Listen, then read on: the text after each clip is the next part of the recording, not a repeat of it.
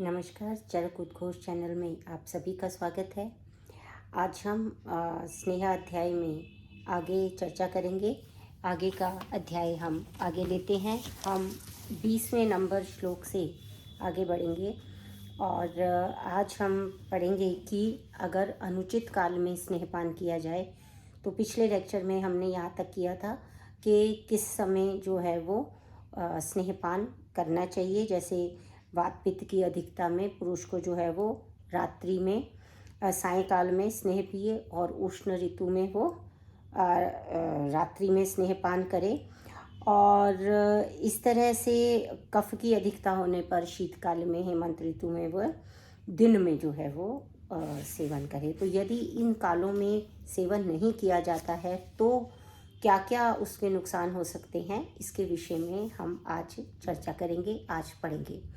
तो आज जो हम प्रारंभ कर रहे हैं वो स्नेह अध्याय के 20वें श्लोक से कर रहे हैं और इसमें कहा गया कि अत्युष्णे वा दिवा पीतो वात पित्ताधिकेन वा मूर्छा पिपासा उन्मादम कामलम वा समीर्येत शीते रात्रौ पिबन् स्नेहम नरः श्लेष्माधिकोऽपि वा आनाहम अरुचिम शूलम पांडुताम वा समृच्छति।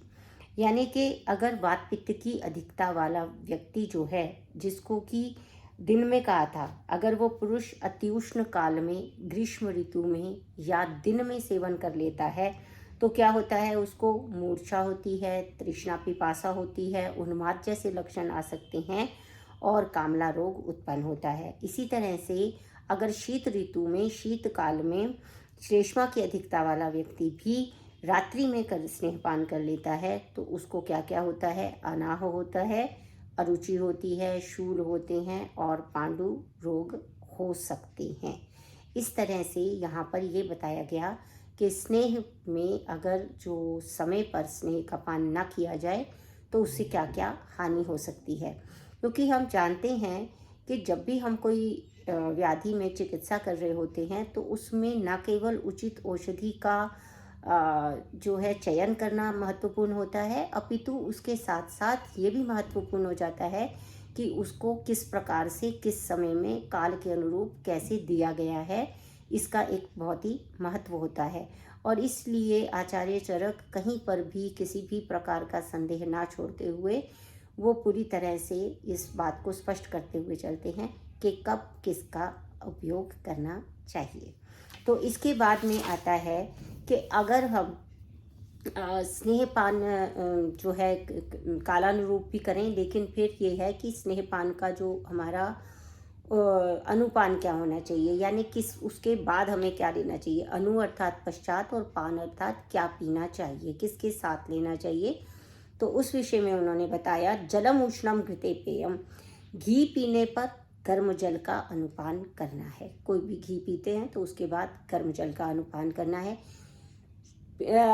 यूषस तैले अनुशस्यते, यानी कि यूष का प्रयोग करना है। जब तेल पीने के बाद यूष का प्रयोग करना है। और वसा मज्जग्यस्तु मंडहा, और वसा और मज्जा का प्रयोग जब करते हैं तो उसका जो अनुपान है वो मंड होता है। स्यात् सर्वेषु ऊष्मणम अथा अम्बुवा, या फिर सभी के अंत में उष्ण अम्बु या वार्म वाटर का जो प्रयोग है, यूज़ है, वो किया जा सकता है। इस श्लोक को आप सभी विद्यार्थीगण ध्यान में रखेंगे।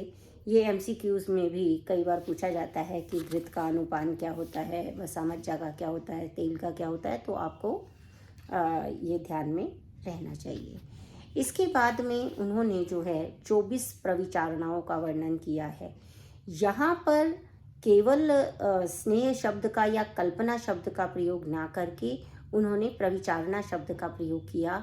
और उसका कारण ये था कि जब आगे ये सारे प्रयोग बता रहे हैं उसमें कुछ का संबंध तो जाठराग्नि से है, परंतु कुछ स्नेह इस प्रकार भी कल्पित किए गए हैं, स्नेह की कल्पना इस प्रकार भी की गई है कि उसका जो है वो जाठराग्नि से सीधा संबंध नहीं है। तो इसलिए क्योंकि दोनों को एक ही जगह पर व्याख्यायित करना था, स्नेह की विविध कल्पनाएं बतानी थी, तो उन्होंने केवल विचारणा शब्द का प्रयोग ना करके प्रविचारणा शब्द का प्रयोग किया, यानी कि प्रखरता पूर्वक विचारणा का प्रयोग या विशिष्ट प्रकार से जो विचारणाएं, जो कल्पनाएं हो सकती हैं उसके प्रयोग के बारे में यहाँ पर कहा। तो उसमें क्या क्या कहा, ओदनश्च विलेपी च रसो मांसम पयोदति यवागो सूपशाको च यूषा काम्बलिका कड़ा। यहाँ पर क्या क्या चीज़ें उन्होंने प्रयोग की हैं। ओदनश्च, ओदन होता है भात, जैसे ये सब जो भी शब्दों का प्रयोग किया जा रहा है, ये उसमें जिस तरीके से वो पकाया जाता है उसमें कितना जल होता है उसके अनुसार ही इन सब जो कल्पनाएं हैं उसको बताया गया है। जैसे ओदन है तो ओदन में भात होता है, यानी उसमें इतना कम होता है, उसमें सारा सॉलिड मटेरियल ज़्यादा होता है, तो ओदन जो है वो भात के लिए प्रयोग किया गया। फिर होता है विलेपी, विलेपी में जो है वो जल होता है, 4 गुना जल होता है और वो सेमी सॉलिड जैसा होता है। और इसी तरह से रसो मांसम, मांस रस जो होता है वो एक स्वरस की तरह वो लिक्विड तरह से होता है। पयो यानी कि आप जानते ही हैं दूध होता है, दही होती है इनमें। यवागुहु, यवागु में भी उसी प्रकार से जल का जो प्रयोग किया जाता है उसमें 6 गुना ज़्यादा जल डाल दिया जाता है यवागु में। और फिर इस प्रकार से सूप शाको च यूषा, इस तरह से सूप शाक का प्रयोग किया जाता है। और इसमें शाक का प्रयोग, सूप का प्रयोग, ये सब जो है इस सब में स्नेह का प्रयोग किया जा सकता है यानी। और फिर काम्बलिका खड़ा, तो यहाँ पर क्या है, शाक के पत्तों से, जो साग जिसको भी बोलते हैं उसके पत्तों से जो बनाया हुआ होता है यूष, उसको खड़ कहते हैं। यूष का मतलब होता है कि जिसमें 14 गुना पानी डाल के पकाया जाता है। तो जो शाक के पत्तों में 14 गुना पानी डाल के बनाया जाता है वो जो यूष होता है उसको खड़ कहते हैं। और इसके बाद आते हैं दही है, और इसके अलावा काम्बलिक किसको कहते हैं, काम्बलिक जो उसे जैसे हम कांजी बोलते थे, जिसको हम सामान्य भाषा में कांजी से समझते हैं, तो काम्बलिक कौन सा होता है जिसमें दही, लवण, स्नेह, तिल आदि के साथ मिला के और थोड़ा सा खट्टा बना के जो बनाया जाता है उसको काम्बलिक कहते हैं। इस तरह से सत्तू है, फिर सत्तू, बस्ती, सत्तवस, तिल पिष्टम, तिल पिष्टम यानी कि तिल की पिष्टी बनाकर, जैसे हम पेस्ट बना लेते हैं तिल का। मध्यम लेहास तथैव च, इसके अलावा जो है वो मध्य, लेह, अवलेह जो होते हैं, भक्ष्य होते हैं। किस किस प्रकार से स्नेह का प्रयोग किया जा सकता है यहाँ वो ये कह रहे हैं। और इसके ये यहाँ तक जो था भक्ष्य लेह तक, तो जो संबंध है वो जाठराग्नि से है सीधा सीधा, जैसा कि मैंने आपको बताया। लेकिन इसके बाद जो उन्होंने प्रयोग बताए हैं उनका जाठराग्नि से संबंध नहीं है, जैसे कि अभ्यंजन यानी अभ्यंग, फिर है बस्ती, उत्तर बस्ती, फिर है गंडूष, कर्णतैलम च नस्तः कर्माक्षि तर्पणम, है ना। जैसे नस्तः कर्म है यानी कि नस्य कर्म है, या फिर अक्षि तर्पण है, या चतुर्विंशतितर, ये सारे जो हैं वो 24 प्रकार की प्रविचारणाएं हैं। तो ये जो अभ्यंग से लेकर और अक्षि तर्पण तक है, इनका जाठराग्नि से सीधा संबंध नहीं है। और क्योंकि जिनका जाठराग्नि से सीधा संबंध है यूष आदि का, उन सबको और अभ्यंजन आदि को एक ही जगह पर बताना था, इसलिए प्रविचारणा शब्द का प्रयोग किया गया, जैसा मैंने आपको पहले भी बताया। और इस प्रकार से स्नेह की 24 प्रविचारणाएं बताई गई हैं। विद्यार्थीगण से अनुरोध है कि संख्या को अवश्य याद रखें एमसीक्यूज पॉइंट ऑफ व्यू से, ठीक है। प्रविचारणाएं भी ध्यान में रखें, लेकिन संख्या को अवश्य याद रखें। एमसीक्यूज में आपसे कई बार पूछा जाता है कि कितनी प्रविचारणाएं स्नेह की बताई गई हैं। तो इसके बाद में आता है जो इसमें वो आता है अच्छ पेय। अच्छ पेय जो होता है वो होता है किसी के भी साथ में मिक्स ना किया हुआ एकदम शुद्ध स्नेह। अच्छ पेयस्तु यह स्नेहो न तम आहु विचारणाम स्नेहस्य स भिषदृष्टा कल्पः प्राथमक कल्पिकः। इसका अर्थ ये है कि अच्छ पेय जो है वो स्नेह की प्राथमिक कल्पना है। प्राथमिक का अर्थ है कि सर्वश्रेष्ठ है वो, उसको विचारणा नाम नहीं दिया गया क्योंकि उसमें किसी भी प्रकार का कोई भी संयोग या किसी भी प्रकार का और संस्कार नहीं है, वो केवल और केवल स्नेह है। इसे अच्छा स्नेह या शुद्ध स्नेह कहते हैं, ठीक है।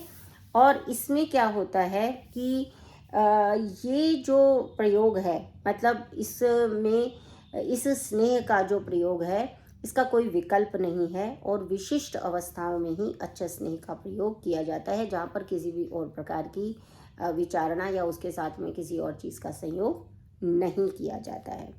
इसके बाद आती हैं 64 प्रविचारणाएं।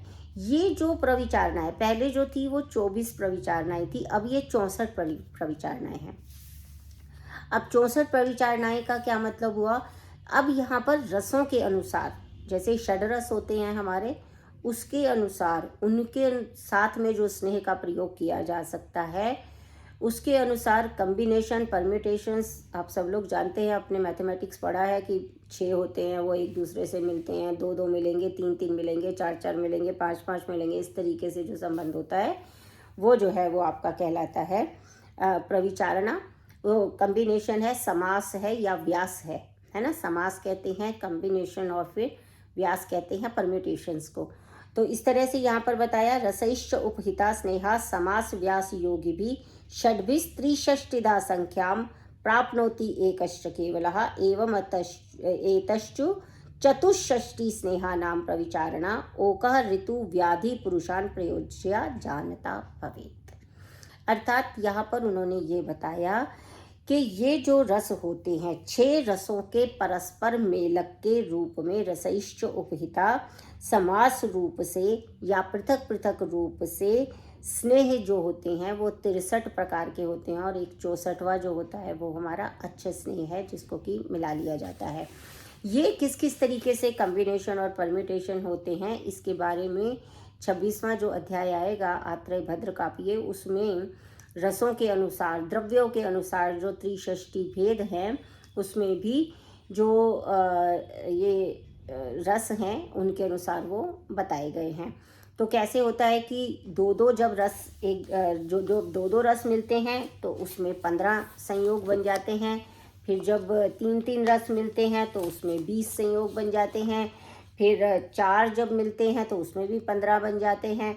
फिर जो 5 मिलते हैं तो वो 6 बन जाते हैं। फिर जो 6 मिलते हैं तो वो भी 6 बन जाते हैं, ऊपर मतलब तरतम भेद से। और फिर उसके बाद में जो एक बचता है वो जो है वो 64वां अच्छे स्नेह होता है। तो इस प्रकार से मतलब 1 में 6, एक रस से जो बनेंगे वो 6 होंगे, 2 में 15 होंगे, 4 में 15 होंगे, 30 हो जाएंगे इस तरह से, 3 में 20 होंगे, 5 में 6 होंगे, 6 में 6 होंगे, इस तरीके से 63। और फिर एक अकेला जो बच जाता है वो होता है हमारा अच्छे स्नेह। इस तरह से 64 प्रविचारणाएँ भी फिर बन जाती हैं रसों के अनुसार।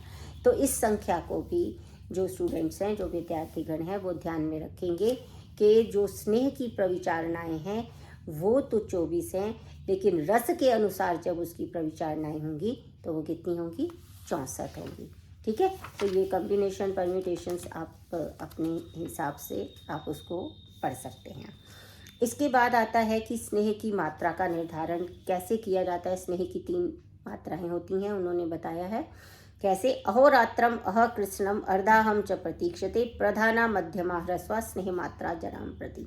इसका अर्थ ये होता है कि स्नेह की प्रबल मात्रा कौन सी है और मध्यम मात्रा कौन सी है और अधम मात्रा कौन सी है, इसको बताने के लिए इसके लिए क्या चीज़ इम्पॉर्टेंट होती है, वो होती है हमारी कि कितनी देर में उस स्नेह का पाचन होता है।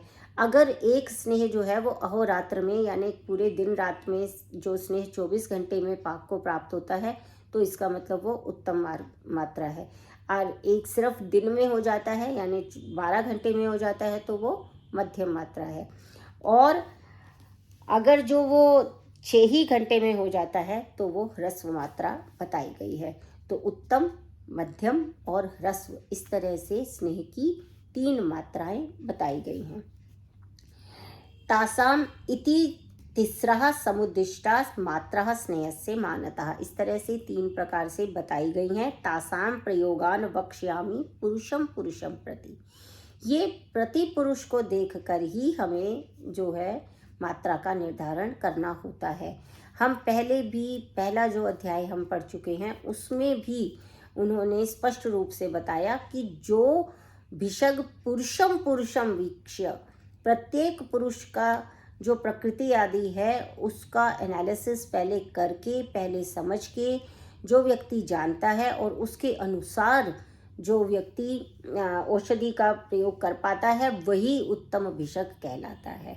तो पुरुषम पुरुषम वीक्षे की जो अवधारणा है, जो सिद्धांत है आयुर्वेद का, वो बहुत ही महत्वपूर्ण है। इसलिए स्नेह में भी कितनी मात्रा देनी है, और स्नेह के ही नहीं, हम आगे चल के जितने भी चीज़ें हम करते हैं, हम जो भी औषधि का प्रयोग करते हैं, उसमें जिस भी चीज़ का हम निर्धारण करते हैं, मात्रा का निर्धारण करते हैं, तो उसमें हमें मात्रा का निर्धारण पुरुषम पुरुषम वीक्ष ही करना चाहिए।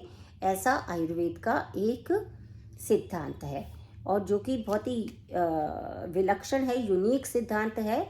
और बाकी जो हम आजकल आधुनिक चिकित्सा या जिसको एलोपैथिक कहते हैं, उसमें जबकि ऐसा नहीं है, उसमें सीधा सीधा ठीक है, उसमें भी करते हैं कि पर केजी ऑफ बॉडी वेट के हिसाब से वो कुछ निर्धारण करते हैं, लेकिन हमारे यहाँ पर पूरी तरह से उसके प्रकृति निर्धारण के बाद जो है वो मात्रा आदि का निर्धारण किया जाता है।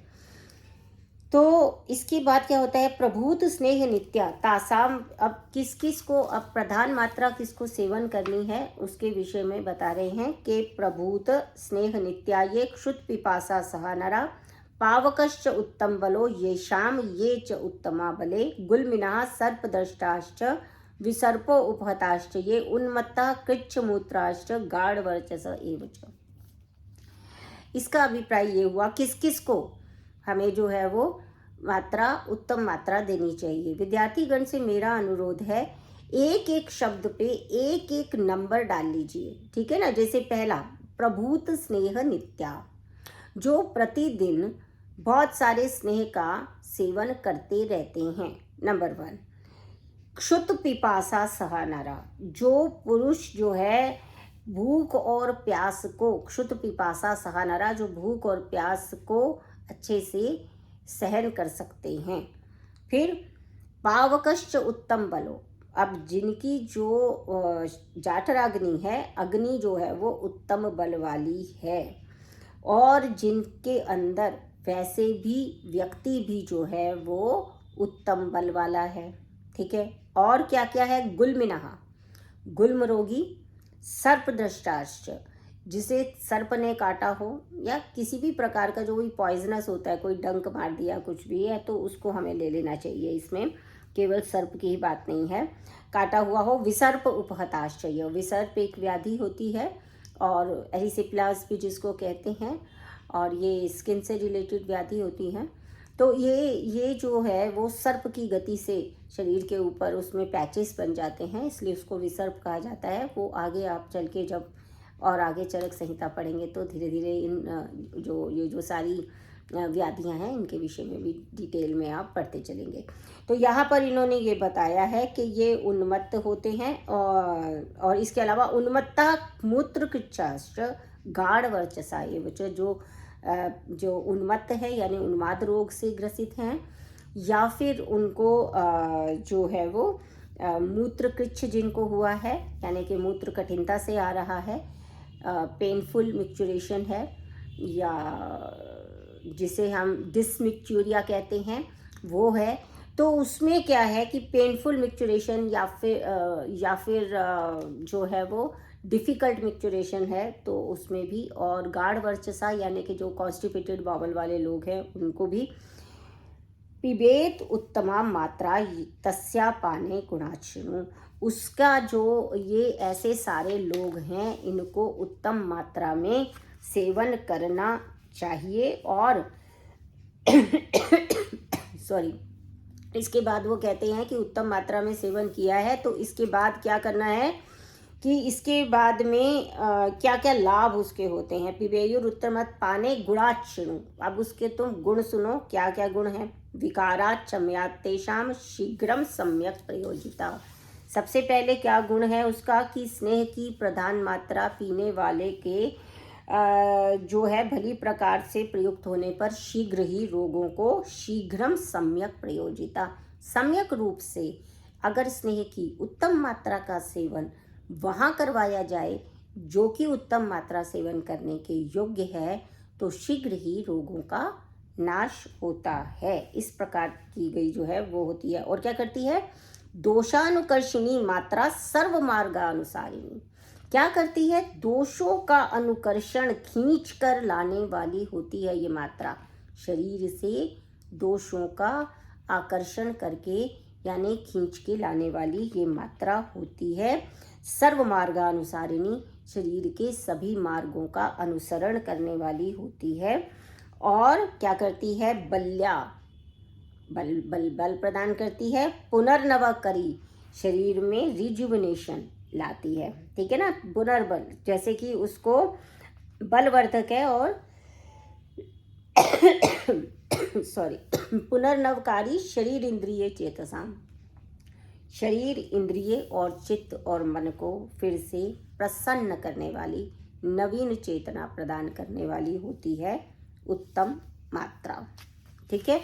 तो उसके बाद में होता है मध्य मात्रा सेवन। मध्य मात्रा सेवन में किस किस के लिए कहा है? अरुष्क स्फोट पीड़िका कंडु पामाभिअर्दितः कुष्ठिनश्च प्रमीडाश्च वात शोणितकाश्च ये न अति बहवाश्निश्च एवं मृदु कोष्ठास्तथैव च पिबेयुर्मध्यमां मात्रां मध्याश्च अपि ये बले। सॉरी। तो इसमें क्या है कि मध्यम मात्रा जो है वो किसको देनी चाहिए? मृदु विरेचक होती है। और मध्यम मात्रा किस किस को देनी है? अरुषक यानी कि अरुंशिका, छोटे छोटे जो दाने होते हैं। स्फोट है ना, पीड़िकाएं जो होती हैं, फोड़े हो जाते हैं, पीड़िकाएं हैं। कंडू है, पामा है, आदि से पीड़ित है। इसका अर्थ हम क्या समझ रहे हैं कि जो कुष्ठ रोगी हैं, जहाँ पर त्वचा का इन्वॉल्वमेंट हो रहा है, वहाँ पर कैसी मात्रा देनी चाहिए? मध्यम मात्रा देनी चाहिए। ये सारे जो अरुंशिका, स्फोट, पीड़िका, कंडू, पामा, ये सारे जो रोग हैं ये त्वचा से संबंधित रोग हैं। तो त्वचा से संबंधित जो रोग होंगे उनमें क्या करना है? हमको मध्यम मात्रा का प्रयोग करना है। इसके अलावा कुष्ठ रोगी, प्रमेही, वात रक्त के रोगी, अधिक ना खाने वाले, ना बहुवाशी, जो बहुत ज़्यादा नहीं खाते हैं, ना ही बहुत कम खाने वाले हों, मृदु कोष्ठ वाले हों और मध्यम बल वाले पुरुष हों, उन्हें मध्यम मात्रा का सेवन कराना चाहिए। क्या करती है वो? तो मात्रैषा मंद विभ्रंशा न च अति बलहारिणी सुखेन च स्नेहयति शोधनार्थे च युज्यते।